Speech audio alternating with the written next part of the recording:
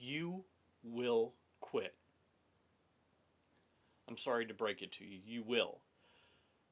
The thing is, there are certain circumstances where you will quit. What are those? Well, that's our question today.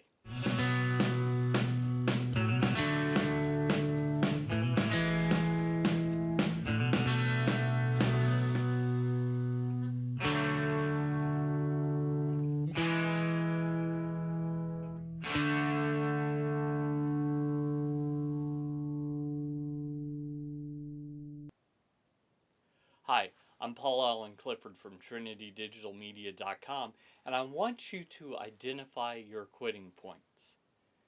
Now, you might be thinking, Paul, I'm not going to quit. There's just no reason that I would quit. Really? What if your spouse threatened to divorce you if you didn't quit? What if in the same week your car was stolen, your insurance had lapsed, so they weren't going to take care of that, and your house burned down? Not very likely, but it's possible. Would you quit then? What about the death of someone you love? Would you quit then?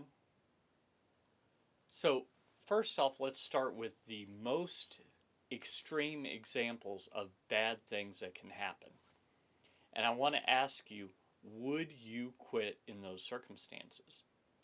What would keep you going?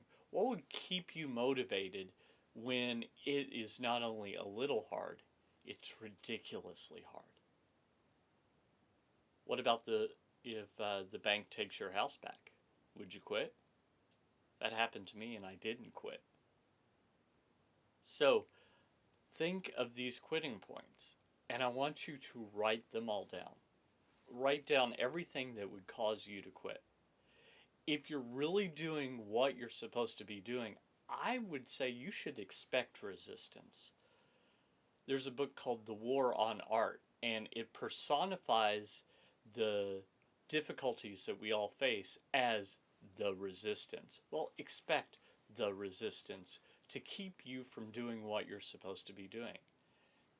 Now, that could be something that's your own fault. You didn't pay your mortgage on time. You didn't do whatever it took to make sure that that was taken care of.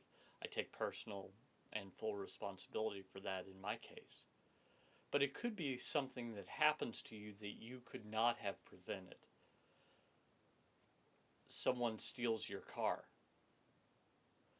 In the case of my wife, she was driving along the road and someone hit her. She was doing everything right. Someone hit her, pushed her car up an embankment, and the car flipped. The car was totaled, and the other person didn't have insurance. And it was an old enough car that we didn't have any collision insurance because she's such a good driver. I just didn't see the need for it because it was so expensive.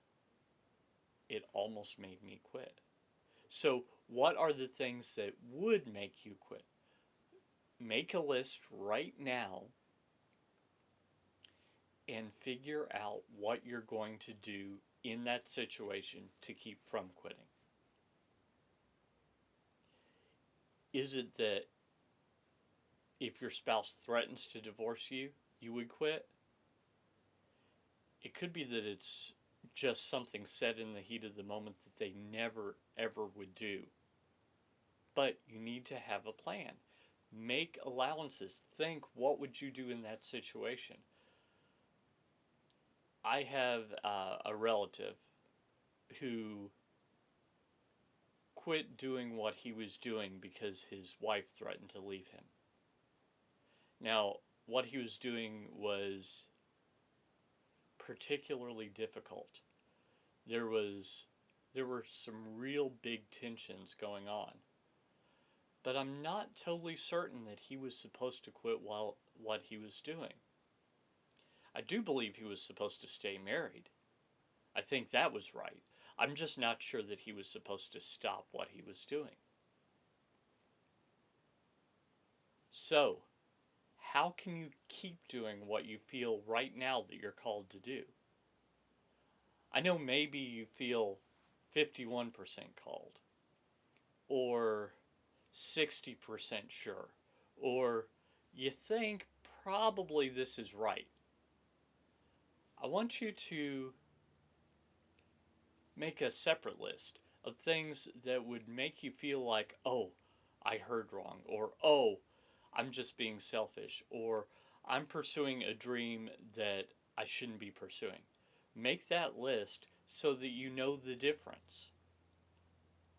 Is it that you're facing resistance? There's something trying to keep you from doing what you're supposed to be doing? Or is it that you are doing something you're not supposed to be doing? You see, when you go out and you do something that's incredible, that's different, that's life changing, you'll face all sorts of resistance. I really hope it's not the case for you, but some of you will face resistance in your own house. Boy, that's the hard kind. If it's outside of your house, if it's your parents and you don't live at home, or if it's a cousin and you don't see them very often, that's much easier to deal with. But if it is something that's closer to home, that's much harder.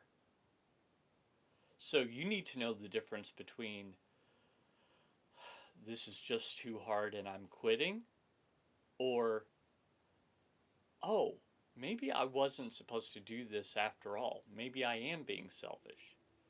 Know the difference, because if you are being selfish, if you're going after something just to make yourself feel better, when in fact you're not good at it and you won't be good at it and you don't have the passion to pursue it and get better at it, or to put your dream on pause until you have the abilities for it, then